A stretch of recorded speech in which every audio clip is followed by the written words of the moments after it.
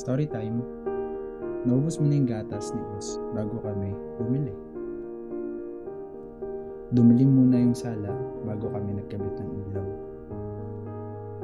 Buti na lang nakapunta kami agad sa hyper. Nakabili at pag-uwi sa bahay nakapag-refill ng gatas at nakapagkabit ng ilaw. Problem solved. Pero naisip ko, paano kung hindi? Paano kung hindi nakabili, walang pera? Paano kung naubusan ng gatas at ilaw? Kapatid, ganun din tayo kay Lord. Minsan, nauubos muna tayo bago tayo lumapit sa Kanya o magbasa ng salita Niya.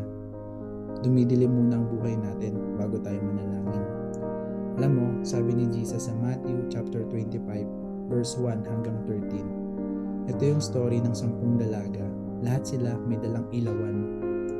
Lahat sila naghihintay sa ikakasal. Yung 5 matalino, nagdala ng extra oil.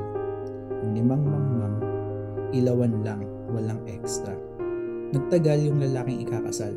Inantok lahat, nakalimot, tapos biglang sigaw sa gabi. Narito na siya. Nagmamadali yung 5 mangmang. Bigyan nyo kami ng oil nyo. Sabi ng 5 matalino, baka hindi magkasya sa atin lahat. Kaya habang bumibili sila, dumating na yung ikakasal. Sarado na yung pinto. Yung 5 matalinong dalaga, may dalang extra oil. Yung 5 mangmang, inubos muna bago kumuha. Nung dumating yung Panginoon, late na. Huli na ang lahat. Kaya ngayon, huwag nating hintayin maubos. Yung gatas, parang salita ng Diyos. Magbasa tayo araw-araw. At yung ilaw, si Jesus yan. Manalangin araw-araw. Kaya ngayon, mag-refill ka bago pa maubos.